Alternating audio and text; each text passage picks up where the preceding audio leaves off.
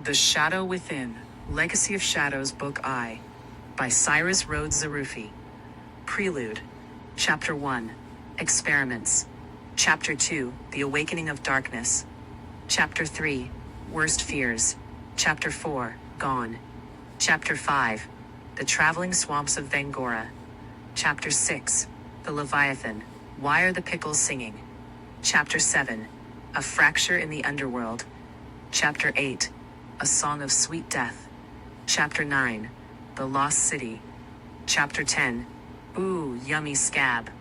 Chapter 11, The Goblin Tunnels. Chapter 12, Defiant to the End. Chapter 13, A Cruel Game.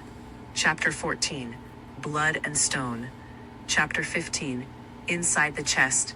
Chapter 16, The Breaking. Chapter 17, Nourishing the Shadow. Chapter 18, The Gods of the Old World. Chapter 19, The Mother of All. Chapter 20, The Dark Design. Chapter 21, The Aftermath. Prelude.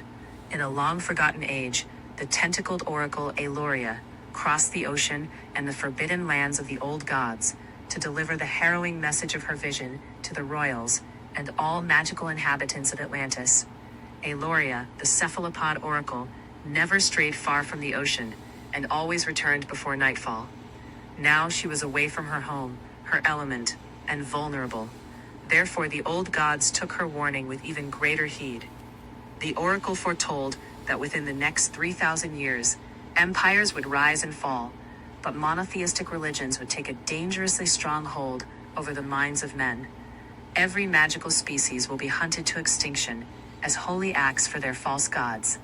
After solemn deliberation, the 9 primordial gods that made up the inner circle of the council volunteered to sacrifice their full life energies to preserve Atlantis in a bubble outside of time.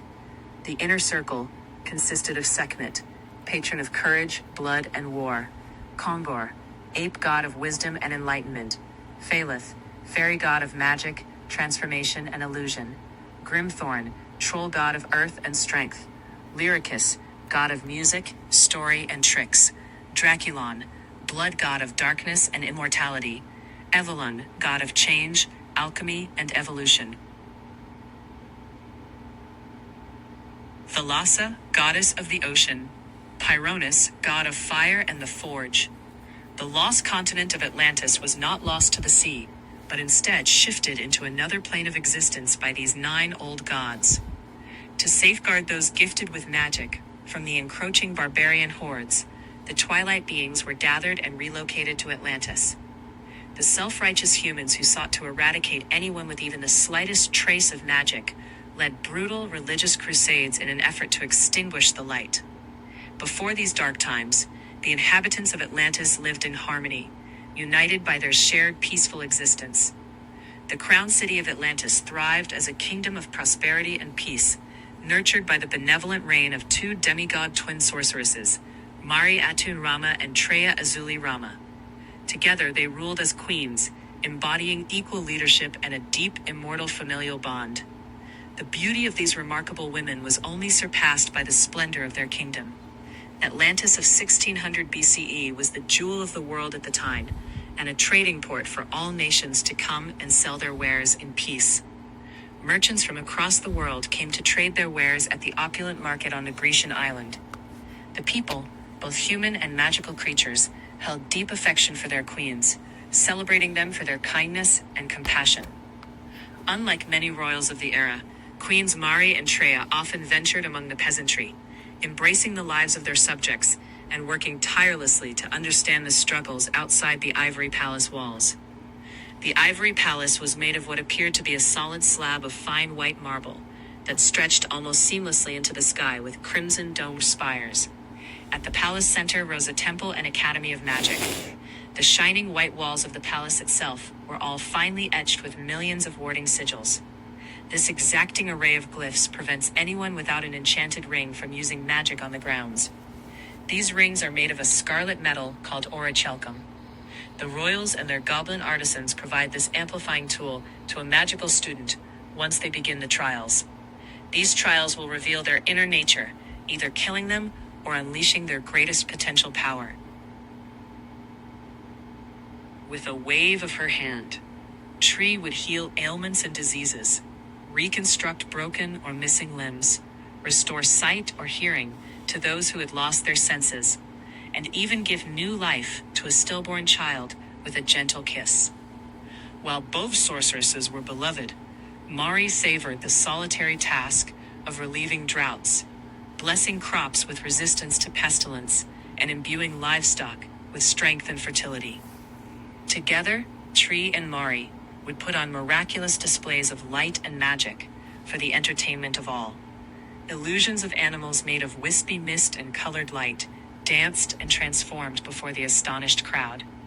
In a cyclone of iridescent light, a magnificent unicorn was conjured, galloping toward the spectators, and at the last moment, rearing up to transform into a great white eagle that soared just above their heads. These displays often lasted for hours, each time bringing something new and miraculous. However, not all wielders of magic used their gifts for the good of the people. Some sorcerers of state believed the kingdom had become weak and decadent, vulnerable to attack. They were mistaken. A great battle ensued between the royals and those traitorous sorcerers who allied themselves with the barbarian hordes of Sumer. This mass of soldiers stalked the Arabian desert, worshipped the Dark Lord Nikelmu, and his ability to create a legion of shadow demons from the living souls of all within the visual radius. Nikelmu's evil eye turns a subject's life force, Ka, inside out, causing the dark spots on one's soul to grow and mutate until it overwhelms the humanity, and they are reborn as a nefarious demonic creature of shadow. An army of such infernal creatures follows their master unquestioningly. Together this force sought to destroy both the kingdom and all magic. The two queens of Atlantis rallied a vast army of loyal humans, beasts, and supernatural creatures dedicated to protecting all they loved. Leading the battle, the queens stepped forward to confront their enemies alone. Although both sisters possessed great power, Tree's magic was unmatched in millennia.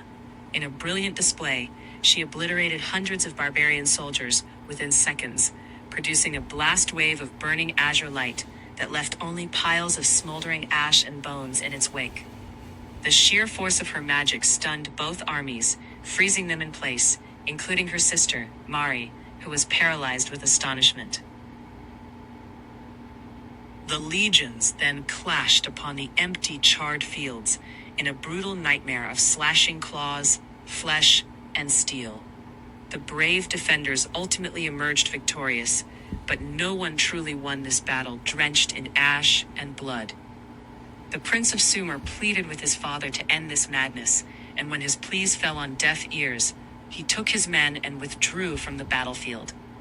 Several hundred of the elite royal guards defected, and when they deserted, many chose to incorporate into Atlantean society. The prince stayed in the Atlantean medical tents and aided the injured with his ancient medicinal skills. He fell in love with Queen Tria after the battle, when her Ka was completely spent, but still stayed up all night, healing the injured men and creatures from both sides. Almost a year later, the king of Sumer received word that his son had fallen for the very queen who had defeated his forces in battle. So, the king sent his son an invitation to come home and make peace before the wedding. The prince agonized over the decision to leave with the queen's pregnancy so advanced, but Tria insisted that he should go so they can move forward and heal their relationship between nations. Her powers were also amplified by her rooted, half-human pregnancy, and she felt far from vulnerable in her own palace. The very night the prince left the crown city and traveled east through the Arabian desert on horseback, a small, stealthy, coordinated attack was executed on the palace. Every servant and guard on their way to the palace center was silently assassinated with the utmost speed and skill. The team of 7 demonically possessed shadow assassins sent by the barbarian king hunted down the young Queen Tria and trapped her in the gardens of the palace. These stealthy killers struck while Queen Tria was distracted with the pains of labor, attacking her with weapons forged to penetrate magical protections and poison those with the gift. While lying in the courtyard, dying from the toxin, Tria used her final act to cocoon herself and her child in protective magic. This preserved her body and contained their spirits. In a blood rage so intense that it transformed her, Mari became a giant winged reptilian beast. Her roars shook the earth as the immortal power of her bloodline consumed her. She shredded and devoured the assassins in her new monstrous form. Their weapons did nothing against the impenetrable scales of a dragon. Clutching her sister's cocoon in her claws, she flew back to the temple square of the ivory palace that overlooked the crown city. As time passed, the kingdom rebuilt itself, mourning the losses caused by the senseless war. The people replanted their crops and rebuilt their lives, proving beyond doubt that the love of a united, peaceful populace is a powerful force for good. They saw hope for the future, and their kindness gradually made the land a better place. Yet not all were as fortunate as to feel the love shared by the kingdom. Mari shut herself inside her palace atop the highest mountain, and was consumed by darkness. Though she eventually returned to her human form, the blood rage had permanently warped her mind. Her grief twisted her essence and changed her body. She sought to resurrect her sister Treya, preserving her body in a hidden chamber until she could find a suitable vessel. The new vessel would need to be strong enough to withstand the immense power that would inhabit her. For centuries, Mari waited, forced to watch the same life cycle of offspring perpetuated by the people of Atlantis. But magic was becoming a scarce gift, often with several generations of non-magical skips. The prince was desperate, and he chose to exchange his soul to Nyx, the goddess of night, for immortality and the full range of shadow magic. He was determined to see his beloved again, even if it took hundreds of years and she had to be in a different body. And their child. He would see that child born if it was the last thing he did. Due to Mari's corrupting darkness, she was unable to bear children herself, and grew frustrated that none of the magical children she found could endure her sister's power and would meet a gruesome end. Mari, too, felt desperate and began taking children from their homes. Once the essence of the greatest sorceress entered the body of a young woman, she would be cursed to become magically impregnated, give birth, and then die. Then Treya's soul would return to the cocoon. The magical bloodline would not allow itself to end. It protected the pregnant mother until her child was born. Every female was magical and required no mate to reproduce. For some reason, all of their offspring were mortal males with dormant magic in their blood. The queen had no use for the mortals, so she surrendered the boys to kind families in nearby villages, where they would eventually marry and have daughters with active magic, continuing the cycle. One day, when the queen came to collect her newest heir, she was not prepared to find twins, a boy and a girl, both with active magic. The young girls saw the queen as a kind and gentle figure, while the boy, gifted with true sight, perceived the queen's true nature, a sorceress twisted and corrupted by pain and darkness. He recognized in his bones that although she was family, her intentions toward the twins were far from loving. As she had done many times before, the queen taught the children to develop and control their powers. The curious boy had a penchant for mischief, often exploring the expansive castle at night. On one of his adventures, he stumbled upon a bright, blood-red door he had never seen before. Perhaps Queen Mari had forgotten to conceal it, or maybe he was the only one who could see it. Drawn to the door like a moth to a flame, the boy opened it and stepped into the darkness. The moment he crossed the threshold, the door slammed shut behind him, disappearing from view. He found himself trapped in a dim stone tomb, with only the distant glow of a white cocoon guiding his way. Approaching the silk sarcophagus, he extended his hands. The moment he touched the soft magical fibers that enveloped the young queen's body and spirit, her essence leapt into him. The young boy's soul merged with the queen's, successfully creating a single entity. The event shook the entire palace, producing energy so intense that it scorched the room and melted the stone walls into crystal.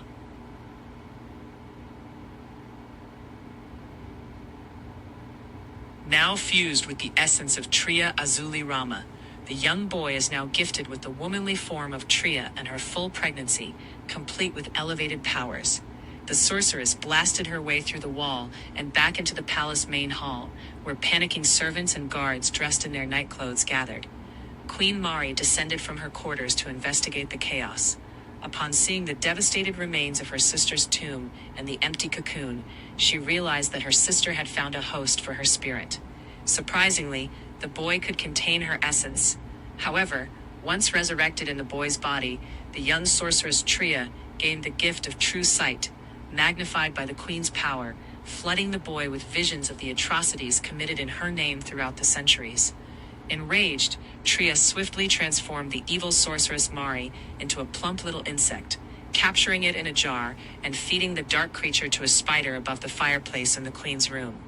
Unfortunately, their bloodline had a life of its own. It endured. When he fed her to the spider, her essence unexpectedly skirted the afterlife and slithered into his twin sister. Tria and Mari were both fused to their new bodies and in full control. Though they despised each other, the twins ruled over Atlantis from the Ivory Palace, continuing to train captured children in the use of magic. However, this is not their story. This is the tale of one of the royal's captives, a young crimson-haired woman with deeply unsettling features and glowing opalescent eyes, named Demariel. Demariel was one of 6 hatchlings, but only 2 were gifted with the ability to glamour their appearance to look more human in nature. Demariel and Shale both had pale ashy olive skin and sharp fang-like teeth. These 2 Lamias were born from a unique magical pairing between Hecate, goddess of the underworld, and Echidna, the last of the Old Ones. Raised in a cave system within Echidna's purgatory realm, Demariel was determined to choose her food with the utmost intention and care. She simply didn't have the heart to kill small animals to feed, so she fed on the psychedelic green lichen and red algae that grew on the walls of the caves. While most of her siblings were content to live in the shadows and hunt vermin or livestock, Demariel's mind was opened by her exclusive diet of psychedelics, and she craved more. She yearned to bathe in the sun and enjoy the freedom reserved for the most distinguished and powerful beings. Often going hungry, she and her sister discovered a berry patch, where they met their first humans, a pair of young siblings, a boy and girl, and their older cousin Aozir. Ao, as friends called him, was a charmingly rugged child of the blacksmith. He looked to be about 12 summers, just like Demariel and Shale. The 3 older children spent many adventures under the moonlight together. I think it was Shale's more calm, peaceful nature, but it very well could be the fact that she could pass as an albino in the human world. Her skin is slightly more natural olive gray, long straight hair the color of moonlight, and eyes like rubies. But Ao fell for her, and Demariel unfortunately fell for Ao. Initially frightened by her appearance, the young children soon became friends as well. The human children introduced them to tuberous vegetables and safer mushrooms. Eventually, they began sneaking the cave-dwelling girls back to their home, where they stayed with the sheep, chickens, and cattle. The girls enjoyed nourishing milk and were given flour sacks as temporary clothing, along with thick wool blankets for the cold nights. If not for the townspeople's superstitions, this story could have unfolded differently. When Demariel and her sister Shale were discovered in the barn, latched onto a cow's udders, the farming couple initially took pity on them, adopting them for a season. However, with winter came scarcity and death, and the villagers needed someone to blame. The family tried to hide the girls from the villagers, but one night the blacksmith of the village followed his son Aozir to the forest to rendezvous with the 2 inhuman sisters and dance in the light of the full moon. He watched and followed them back to the barn, where he discovered one of Demariel's harmless, primitive chicken bone magic warding spells. That evening, under the light of the moon and their torches, the town's elders met and whipped the public into an angry mob bent on eliminating the scourge of witchcraft. To isolate and purge the perceived infection of magic, the clerics instructed the villagers to nail the doors shut and set the home ablaze, trapping the family and sisters inside. Demariel and Shale were forever changed by the screams of the kindest people they had known. Emerging from the ashes, untouched by flames, Demariel exacted revenge. Together, the sisters murdered the entire village in one night. No babe was spared. They lashed out with vicious clawing magic and gorged on the blood of their victims. Shale looked down at her bloody claws, and her heart fell out from beneath her. What had they done? What had she done? They murdered hundreds in the cover of night. Not even those who ran and hid in the woods were safe. At the first taste of blood, the monstrous sisters were lost to a frenzy so all-consuming that they couldn't have stopped themselves even if they had tried. They were so young, and their powers so raw. They had been through a very traumatic ordeal, and they were exercising the only control that they had. Demorial felt very differently. She felt powerful. She couldn't get enough of the taste of blood. She needed more. She loved the thrilling sound of the screams and the look in the eyes of surprise as it changed to empty wonder as her victims took their last gasps. She may have been hatched from the mother of all monsters, but until this day, her heart was not filled with evil. Shale was horrified by her actions and decided to leave, carrying nothing but her favorite chicken with her into the forest. Had the villagers left them be in peace, Demorial might never have developed her hatred for humans and her bloodthirsty nature. But alas, history cannot be undone. Perhaps her heart was always destined for darkness. Shale fled into the woods, sharing only one last tearful look of pure remorse, leaving Demorial truly alone. That night forged her resolve and new malevolent nature, and Demorial never saw her sister again. Legends say Shale took her chicken friend and escaped Atlantis before the portals were locked. It is reported on Gaia that a Lamia witch with hair the color of moonlight traveled the deep dark forests of the Eastern European landscape for centuries, accruing ancient wisdom and power. It is interesting to note that Baba Yaga's home travels with the aid of enormous chicken legs. Naked, drenched in blood and ash, with snow crunching under her bare feet, Demorial searched the carnage for a matching pair of shoes. Knowing she was miles away from the nearest town, she needed a horse and food. While she did not feel the cold yet, she understood the necessity of warmth. She washed the blood from her body in a cool well and found a white linen dress and a wool blanket to wear. When morning came, it was time to leave. She took a horse and her favorite sheep, following the road out of town in search of a new safe place. It took her 3 days and 2 nights to reach the towering walls of Atlantis' crown city. No one stopped the little girl riding a horse far too big for her. They only waved her to the stables. With no money and no longer needing the horse, she sold it for far less than it was worth. But all she sought was warm food and a place to sleep. She returned to the stables every night to share warmth with her lamb until the royals captured her. Demorial was taken off the streets of Atlantis by the dark sorceress Mari Rama and bided her time in captivity, learning as much as she could from the twins and their extensive library of ancient magical books. The young queen Treya Azuli Rama and her deranged sister Mari Atun Rama had no idea how profoundly dangerous their new captive was. Consumed with the desire for ultimate power and immortality, Demorial discovered mentions of a lost and forbidden art that would provide her with true arcane supremacy. It was under a blood moon that the celestial grimoire revealed its hidden knowledge and the most arcane of formulas. The black leather book itself radiated golden light and vibrated with power, but it could only be read under the light or pull of certain celestial events. Such events also include solar eclipse, planetary alignment, and the blood moon. As one of the rare few that had the curiosity, foresight, and patience to try reading every night until she was able to utilize these events to read the gaps of missing text. The golden, luminous glyphs that completed this book only appeared under the convergence of these celestial events. Demorial absorbed every secret, including the instructions and incantation that one speaks to death herself after your heart stops. Such an incantation is used to obtain travel to a different dimension. This is primarily regarded as an arcane version of reincarnation or lifelong astral projection.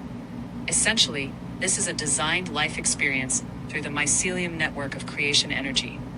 Demorial's scholarly efforts paid off when she came upon the Petrus Aeternum, the incantation and recipe for the Eternal Stone. This dark magical artifact is forged from the living souls of others, concentrating them into a crystalline raw power source. This artifact, once forged, functions as a nuclear battery with infinite regenerative and transmutative powers. To create it, She needed to harvest at least 1,000 souls, including a portion of her own. Once created, the stone would fuse with its creator's essence, granting ultimate power in the form of a red crystal, an immense reservoir of life force energy. Demariel hungered to not be subject to anyone else's power. She was determined to never again be captured or victimized by these lower humans. Demariel used her deviously clever mind to learn what the royals feared most, so she could bring it to life and unleash it when they least expected. She searched the forbidden tomes for something of battle-worthy malevolence and discovered mentions of daemons. She discovered that daemons are often a creation of man. They come from man. Committing heinous, deadly acts around a confluence of dark energy can create entities that, when fed, can manifest as daemons. These infernal entities, each with their own proclivities and abilities, can be summoned with the source of their power, even if the object itself is not whole.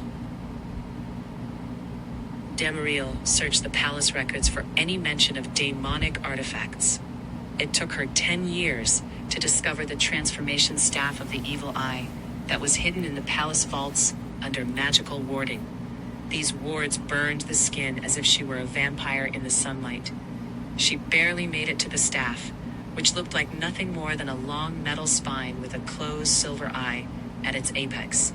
Thus she escaped the palace and headed east on foot, stopping only to retrieve her treasured lost lamb. Demariel was on a deadly mission to ignite a war. She traveled to the ruins of an ancient Sumerian temple in search of an ally for her dark designs. This temple, or ziggurat as it is known, was cloaked in invisibility. The pyramid of stone sat deep in the Arabian deserts, and its recessed shadows are only visible at sundown. Demariel climbed the 3 long staircases with the Dark Lord's staff in one hand and the lamb tucked under her other arm. Even though she was burdened, she climbed 77 invisible stairs chin-high, with an inhuman grace as if she was walking on air. When she summited the ziggurat, she knelt and fed the lamb a pear, before she kissed it gently and hugged the lamb close to her, one last time, their tears mingling together upon her white linen dress. Then she was ready. With her clawing magic slashed the throat of the last piece of her innocence, completing her fall into the darkness. Dingir Nekelmu, Gishki Ru Mush, Kisham Hazi Hulgal, Gishki, Dingirab, Ha Hazi, Dingir Zu Hazi, Kimazu Hulzu, Kisham Hazi, Gishki Hazi Hulgal. O mighty Nekelmu, with the staff of the Evil Eye, reconstitute the broken and bound. Raise him, O Spirit, with the lifeblood of my love, with the essence of the cherished. Bring forth the banished, infuse with the lifeblood, awaken the daemon in the depth of desire. With the blood sacrifice of this beloved innocent soul, the closed silver eyelids snapped open to reveal a giant, glowing, spherical, blood-red eye. The pinned pupil at its center released an umbral miasma of blackness. From a tenebrous void darker than death, she summoned the Dark Lord Nekelmu. His thin, blue-gray, bat-like form emerged from deep within the metallic bone staff, fully empowered. He eagerly accepted her offer of allegiance, hungry for new souls to twist to darkness, and eyeing a kingdom ripe for conquest. Together, the malicious pair laid siege to the ivory palace from which she had come. Nekelmu glided onto the battlefield, met with the full force of Atlantean magic, for he was deemed the greatest threat. How horrifyingly wrong the Atlanteans were. Treya unleashed her violent explosion. Demariel, who was holding the other end of her noose, barely had time to raise her arm to cast when her clawing attack was interrupted by Mari's kick to her sternum. She stumbled back as Mari grabbed the ribbon and wrapped it around Demariel, bringing it up around her shoulder and neck. Mari reached over and grabbed the other end at her breast and wrapped it around Demariel's throat from behind. The two were locked in hand-to-hand combat, all elbows, stomping and writhing. Then Demariel reached up and behind her, clawing mercilessly at Mari's face, shredding it and leaving her half-blind. That ended their fight as they both tumbled to the ground. Demariel freed herself and fled, rushing headlong toward the center of the battle between the Atlanteans and the daemons. Demariel was fighting and killing indiscriminately, but she was just buying time as she kept a watchful eye on the levitating Dark Lord Nikelmu as he glided over the battlefield to Queen Mari Atun Rama, who was clad in an elegant crimson battle dress. Once Mari freed herself of the binding noose, gorgeous scarlet dragon wings exploded from her elegantly spiked armored shoulders, and even though she was seriously injured, the ancient sorceress rose up and faced the Dark Lord Nikelmu at eye level. With every burst of shadow magic from his staff, she countered with volleys of formidable dragon fire. They were both too powerful to gain much ground over the other, with neither having the ability to land direct hits. But then she realized she had a weapon too, the binding cloth. She cast her left hand behind her towards the coiled mess of white cloth strips, snapping her fingers. The long ribbon of cloth began to move and rise, exactly like a viper. Flung her arm in Nikelmu's direction with a forward sweeping motion.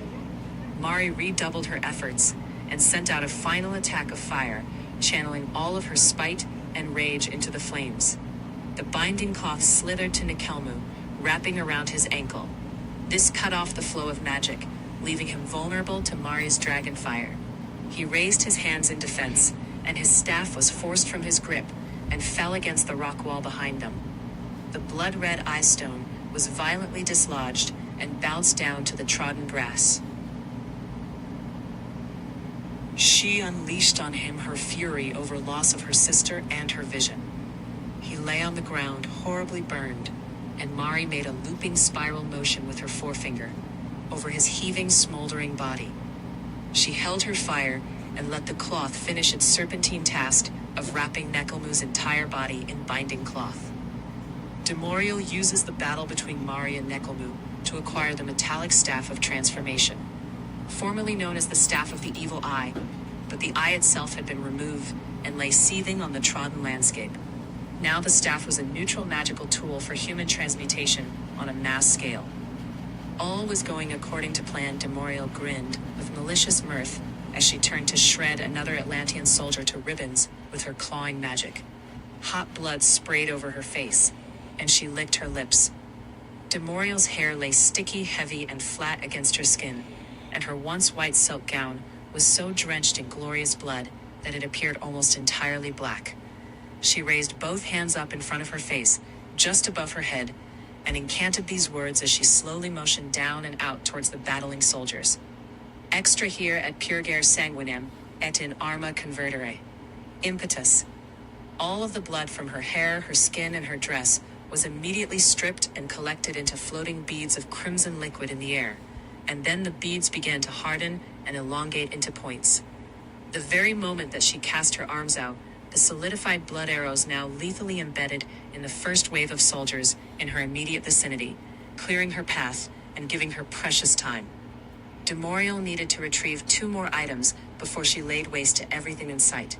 For everything from the smallest ant to the tallest tree will be pulverized with the Petrus Eternum spell she plans to enact.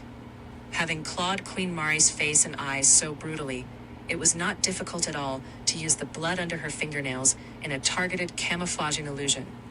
Demorial walked close enough to whisper into Mari's ear, but she heard nor perceived anything coming from her former pupil. Demorial smiled in devilish delight as she waved a rock that she had picked up in front of her face. Still no response. That was very good.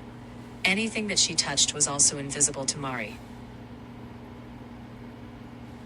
With a haughty scoff, Demorial spun on her heels and strode over to Nikelmu, spread out helpless on the patchy grass, wrapped in her binding cloth. She stopped for only a moment to look back and make sure that the coast was indeed still clear, and then she unbuckled his enchanted ritual belt and tore it from him. The 2 dark souls made eye contact for just one terrifying moment. Nikelmu's eyes glowed blood red with the fury of betrayal and the promise of vengeance. Demorial shrugged and stepped onward towards the rock wall behind them and scooped up the metallic bone staff of transformation. The staff had been burned from the demon lord's grasp with Mari's dragon fire. The staff itself is a dark metal spine with an empty eye socket and sphere reservoir at its peak. 9 pairs of ribbed spiky appendages descended from the top down, allowing it to move of its own accord, much like a scorpion for speed, or a centipede for stealth and maneuvering. As her last task, before enacting her spell, summoned the Nameless One, a tall hooded figure wreathed in shadow. For shadow is his nature, and shadow is how he travels. In exchange for taking the staff and belt away and keeping them safe for her until she is done with the task at hand, she had to make a terrible choice.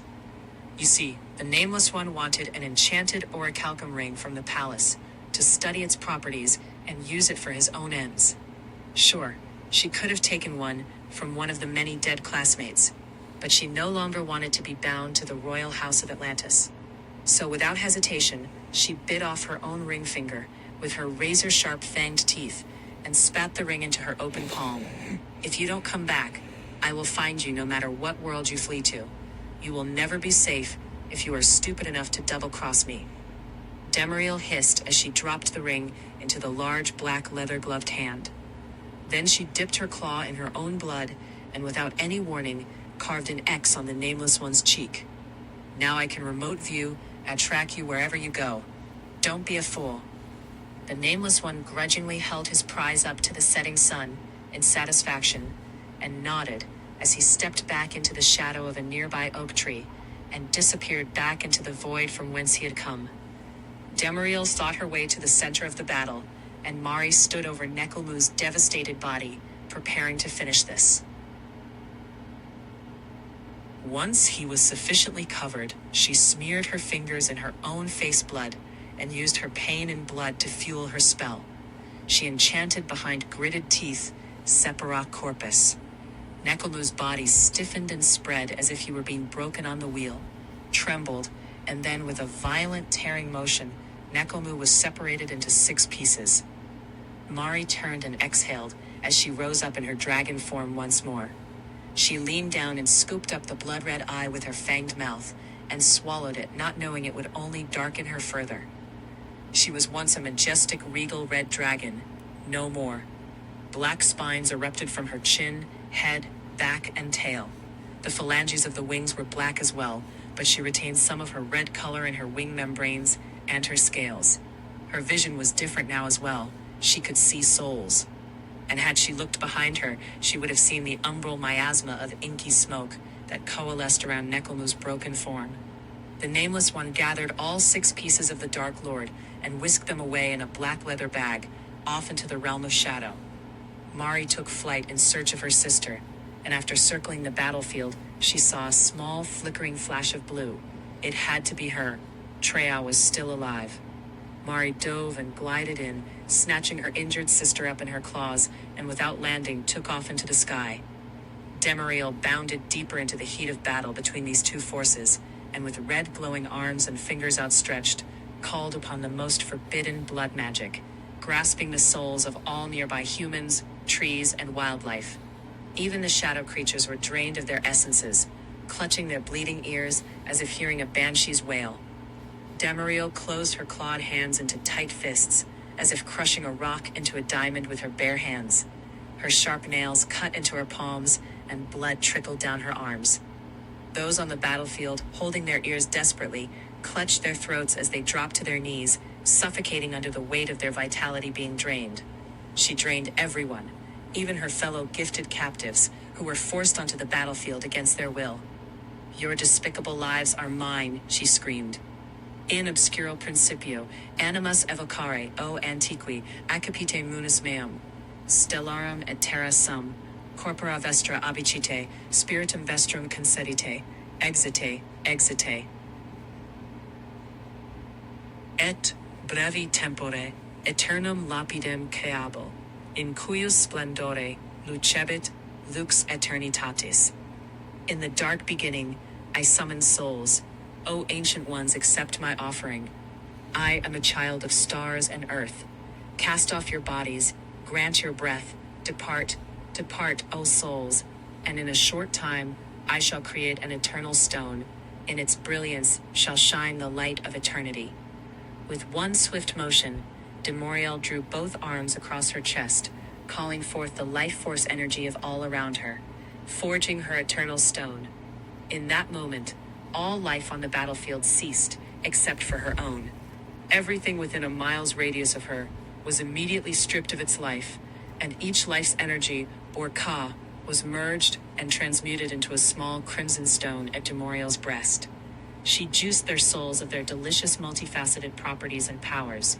The waste is excreted through Demoriel's aura as an umbral, crimson, particulate-rich mist that blots out the sun for the entirety of that one circular mile of land that was hewn from creation. An enormous burst of red lightning shot down from the sky, entering her body and burning away any remaining skin. The magic of the eternal stone regenerated her flesh as fast as she was being destroyed. From this moment forth, she would never be the same. Then, a massive shockwave of pure force exploded outward from her chest, leveling trees and pulverizing all matter into crimson sand. The maddened, tackling form of Demoriel levitated, assimilating with her newfound power. She had ascended to become Demoriel the Heretic, master of alchemical and occult power, the likes of which had never been seen before. She was unstoppable and eternally demented. Her domain became the land of the desolate red sands where nothing lived or grew. However, Demoriel's victory over Atlantis was short-lived. Soon after the planar shift that moved Atlantis to a parallel dimension, she was attacked with powerful, sacred, sacrificial, nature-based magic. The sorceresses Tria and Mari, distraught over the fall of her kingdom, used their arcane knowledge as high priestesses of the old religion and came up with a plan to end their ungrateful student once and for all. Mari would link her life and Ka to Tria in case she needed reinforcements, but Tria was resolute and confident. She would use the entirety of their combined life energy to fashion a powerful enough attack to catch Demoriel by surprise. She needed a precision-penetrating strike of purity, a lance of the most concentrated and primal Ka life force. So Tria took her sacred dagger and plunged it into her pregnant belly to sacrifice her motherhood and ability to create. Careful to avoid the fetus, she worked quickly and solemnly handed the baby to her husband, the Prince of Sumer, before summoning the last ounce of her resolve. She used her own womb to perform a hysterical binding, and her lifeblood to wield a celestial land spell that would find Demoriel wherever she was. The binding spell would incapacitate Demoriel and allow Tria an opportunity to attack with her full force. Invocation. O antique venti Atlantis, audi meum praesis, cum sapientia Hecate, et fortitude Gaiae, invoco spiritus terra et cali, ut vinculum quod nocere querit, alligator, circumdata radicibus sacrae arboris, in nomine deorum antiquorum, offro uteri me, vas vitae, ad texendum hanc incantationum vinculi. O ancient winds of Atlantis, hear my plea. With the wisdom of Hecate and the strength of Gaia, I call upon the spirits of the earth and sky to bind that which seeks to harm, to encircle with the roots of the sacred tree. In the name of the old gods, I offer my womb, a vessel of life, to weave this spell of binding. Binding chant. Per sanguinem matriarchae, hoc fatum clauditer, cum essentia me, hanc clausorum creo. In circulo potentiae, mea sacrificium fluit, cum omni pulsu, vinculum crescit. By the blood of the matriarch, I seal this fate. With the essence of my being, I create this lock. In the circle of power, my sacrifice flows. With each heartbeat, the binding grows. Transformation.